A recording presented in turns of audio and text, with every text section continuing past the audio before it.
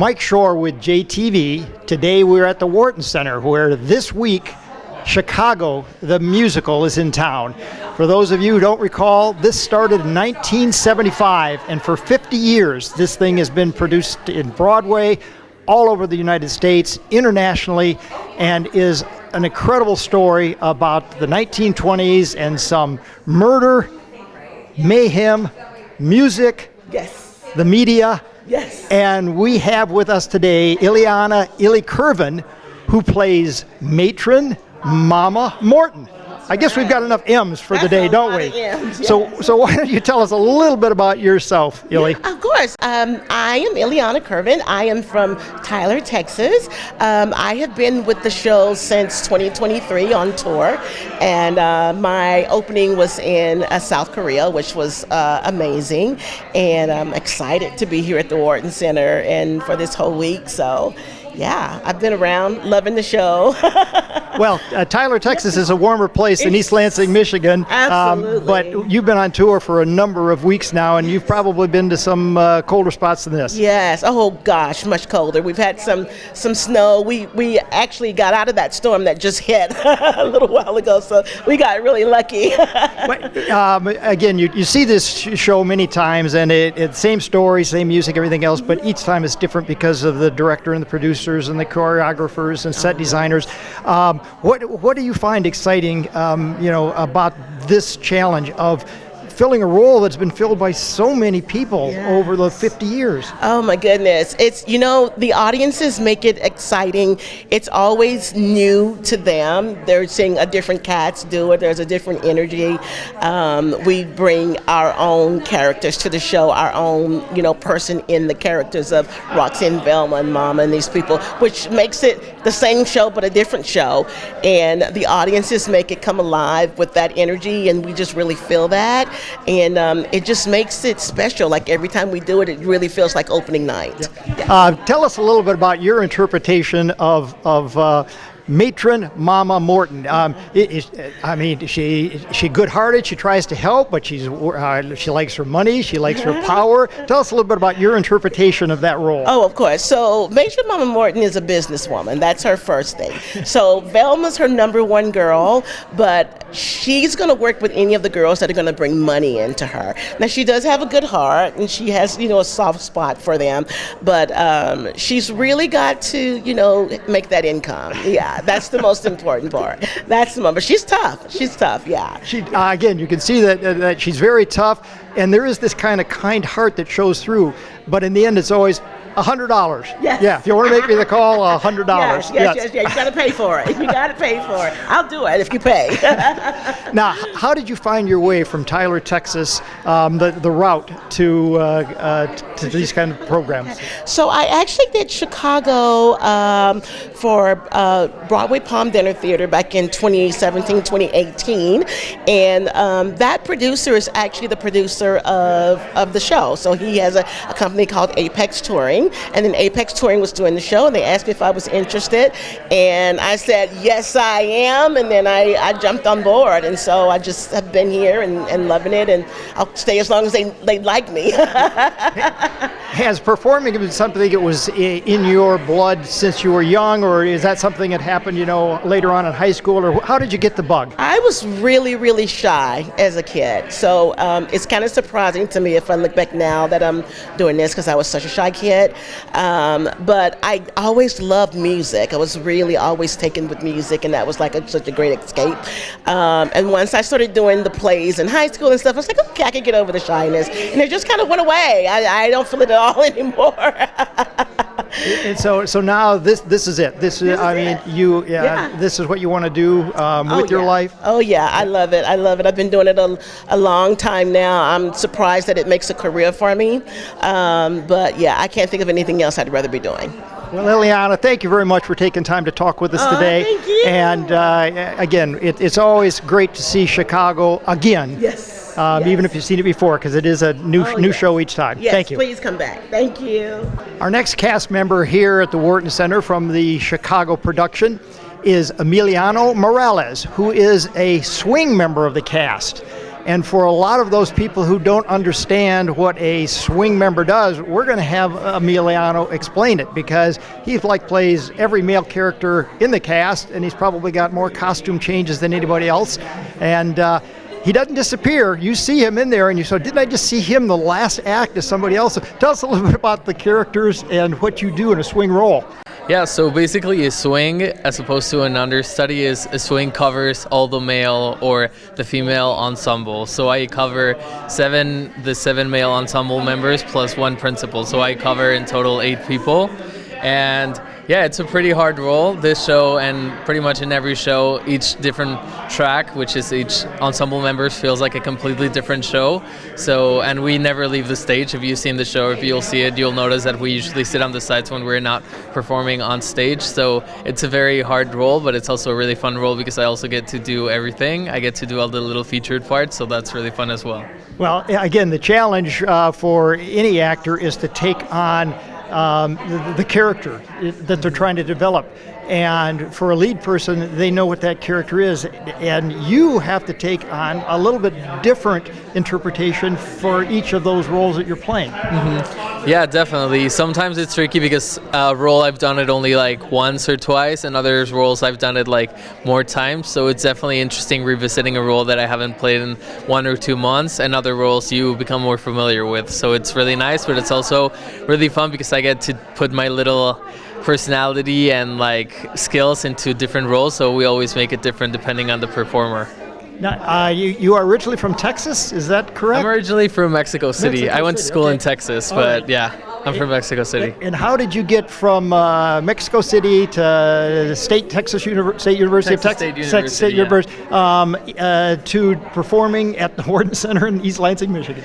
Yeah, so I actually was born and raised in Mexico City, and then when I was in high school, I was looking for universities to study musical theater, and I found Texas State, and I fell in love with it, and I auditioned and I got in, which they only accept 12 people a year. It's a very competitive program, and I loved it. It gave me all the tools and everything that I needed to be a successful actor. And after that, when I graduated, I worked in New York for a year, and then I auditioned for the show because I always knew that I wanted to be in this really amazing, iconic show. So I wanted to be part of the Chicago legacy. So I auditioned for the tour, and then I got in, and now this is one of the stops, which is really cool because I've been to so many places that I never thought I was going to visit. So it's been really cool to learn, and every city is so beautiful. Even today we were driving around coming to the theater, and I was like, this town is so pretty, and you always have time to explore as well. So it's been a really cool experience to do a really cool Broadway show, as well as traveling across the country.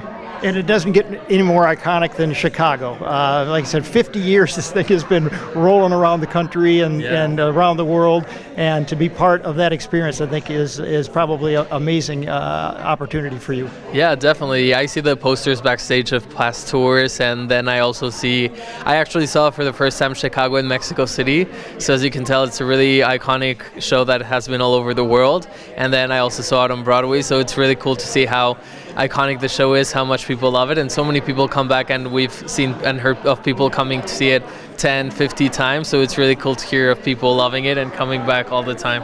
Emiliano, thank you very much for taking the time to talk with us today. Thanks for having me. Our next cast member is Connor Sullivan. Connor plays Billy Flynn in the Chicago musical, here playing at the Wharton Center, and his character can be described as not necessarily a caring human being, but an attorney who is interested in representing the females who've gotten themselves in trouble in Chicago. Yes, that's a good description. He's suave, he's charming, a little smarmy. Not a great guy, but a fun guy. Fun guy. Is he a tall guy? He's a tall guy. He's a pretty tall guy. This is just the truth about Billy. Well, it's amazing in this show that's 50 years old and been playing forever, that Billy Flynn, again, is played by a lot of iconic actors, but you have to bring a unique sense of yourself to this role. Tell us how you do that. Yeah, something that was really cool during this rehearsal process. We rehearsed in New York City for the tour. Our director, choreographer, and music director have all been with the show for 15 plus years, each one of them. And they're really interested in what you bring to the character. So many great Broadway actors even film actors, obviously Richard Gere. So many great actors have been this role and have been part of this show, but our creative team was really interested in what each person can bring to the role, which was a really special thing to get to walk into that room and have them seek to bring out my best version of the character, all of our best version of the character. Well, one of the best scenes is the ventriloquist scene where you speak through Roxy. And that just looks like such a fun experience. You both look like you were just having a great time. Oh, yeah. Just talk a little bit about that scene and how it just works so well. Absolutely. So we both reached for the gun, my favorite number in the show. I'm doing the ventriloquism bit with Roxy. Our great ensemble, we have an incredible dancer ensemble in the show, is doing this great Bob Fosse-inspired choreography as reporters all around us. We have a great orchestra in the show, so that music for We Both Reach for the Gun is great. So it kind of has everything. It has sort of that whimsical, satirical energy with the lyrics. It has the great choreography. It has the great music. So definitely my favorite number in the show. Well, tell me one thing, because I didn't hit my stopwatch in time last night. How long do you hold that one note in that song? You know, it varies. Usually it's around 20 seconds. My record is 30. I've hit it once. My goal is always to get back to that 30 seconds again. So, you know, it's usually at least 20, but we're pushing. We're pushing back to 30 seconds if we can. Yeah, someone told me that Ed Ames had a song, My Cup Runneth Over with Love, where he holds it like for 17 seconds or something. And so I thought last night was somewhere around 20 seconds. Might be right around 20, yeah. 20 seconds. Well, Connor, thank you very much for taking the time to talk with us today. I appreciate it, and good luck with your stay here at Wharton Center. Thank you. Thanks for having me. Our next cast member is Andrew Metzger, who plays Amos Hart in the musical Chicago.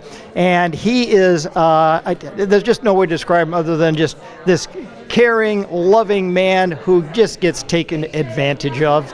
But you can sense that caring in the character that you play. And tell us a little bit about playing the character of Amos. Yeah, so Amos is a really fun role to play because compared to everyone else in the show who, you know, maybe has an ulterior motive, who uses manipulation, you know, very big, broad characters, Amos is kind of the calm in the storm, and he's kind of the everyman. He is the everyman. You know, he's a mechanic. That's his job. And he's not used to the glitz and glamour of show business and the media and all of that. And so getting to play a character that's kind of different from the rest of the crowd is a lot of fun. And I think the audience gets to enjoy that as well. Yeah, he is a calming influence in the chaos that is Chicago. 100%, yeah. But you can just see how much he wants to take care of people, and they just take full advantage yes. of his caring personality. Yeah, and I think, you know, it's kind of representational of, you know, how the everyman might feel that way in a world that maybe works against him regularly. Yeah. We were talking earlier how this show has been around for so long, and there's so many interpretations of it, and every actor gets an opportunity to bring something new, again, without destroying the character. But how do you achieve that result, that you don't want to just copy what people have done for years as Amos? So how do you become Andrew? Sure. I mean, it's it's actually kind of easy because, you know, I think everyone can relate to Amos on some level. You know, everyone's felt neglected, taken advantage of, you know, and so you kind of take those personal moments in your life and you apply them to what's happening on stage. And there's just some very poignant moments, especially in Mr. Cellophane, where, you know, I can really relate to the guy. Yep. Some people say, like, Jack Nicholson doesn't act, he's just crazy and he just plays himself. So is Andrew really Amos? Are you that kind of guy? You know what? Why don't you ask everybody in my life? No, there's definitely just some very big moments in Amos's trajectory in the show that I kind of just go, yeah, you know what? I relate to this on a whole other level. No, there's a story I like to tell on my plane trip to the first rehearsal in New York. I was on the plane, and the stewardess was coming by and taking, you know, orders, and completely skipped me. And I went, well, all right, and never know I'm there. Yeah. But you could play a scoundrel if you wanted to. Sure. Please. Yeah. Anybody have any scoundrel roles? Please let me know. That'd be a lot of fun. Well, Andrew, thank you for taking the time to talk with us today, and enjoy the rest of your stay here at Wharton Center in East Lansing. Thank you so much. Appreciate it. Our next cast member is Ellie Roddy. She plays Roxy Hart in Chicago the Musical, one of the lead roles and one of the murderers I am. of many in this cast. So tell us a little bit about your role as Roxy Hart. Yes, so Roxy Hart, she is a chorus girl who is also a housewife. And how her story starts is that her on-the-side lover ultimately decides that he's like kind of done. He's finito with the situation. And so she decides that that's not the case, and so her only option, I guess, is murder, and so she murders him, and then she ends up in jail herself, and she kind of has to fend for herself and figure out a way to get out of the situation that she has gotten herself into. Quite the pickle. Well, the story is, as we said, murder, mayhem, music, the media, and Roxy, along with the help of Mama, figures out how to manipulate the media pretty well, doesn't she? Yes, she does, and in a way that works to her advantage because she's always wanted to be a vaudeville star. So she's figured out. She's a smart girl. She's figured out how to make being somebody who's been in jail for murdering somebody to becoming a vaudeville star like work for her by manipulating the media. Exactly. Yeah. Now you're originally, I believe, from Orlando, Florida. Is that correct? Yes, I am. Yeah. And how did you get from Orlando, Florida, to Broadway musicals? Oh my gosh. Well, I grew up dancing and singing all the time. Like it was just like my family's very musical, very artistic. And I've always had my eye on it, and I just always knew I wanted to. I've been dancing since I was very little, and my mom put me in piano lessons, which turned into voice lessons, and then I joined my theater department in high school, and I just decided, I stayed in Orlando after graduating, and I worked professionally there for a little bit, and then I decided to take the big leap and moved to New York City, and somehow I ended up here, which is like the biggest honor of my life. Well, we had talked to Connor earlier, who plays Billy Flynn, Yes. your attorney, and you don't see it on the stage as much as you do in person. How is it to work with Connor, who is like a foot taller than you? Yes, he is a foot taller than I am, which is crazy because I'm not like super tall, but I'd say I'm a tall girl. Like I'm not super short.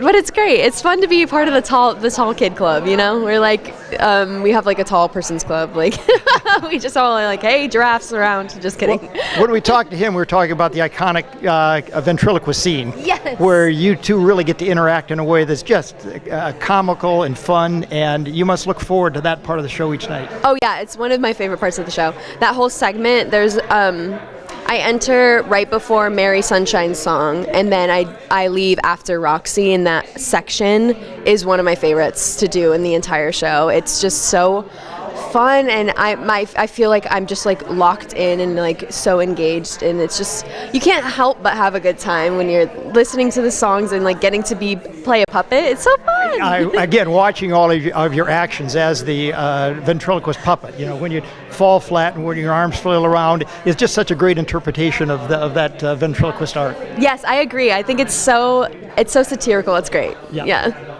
Well, Ellie, thank you very much for taking the time to talk with us today, and good luck with your stay here at the Wharton Center in East Lansing. Thank you so much. Our next cast member is Taylor Lane, who plays Velma Kelly in this version of Chicago the Musical.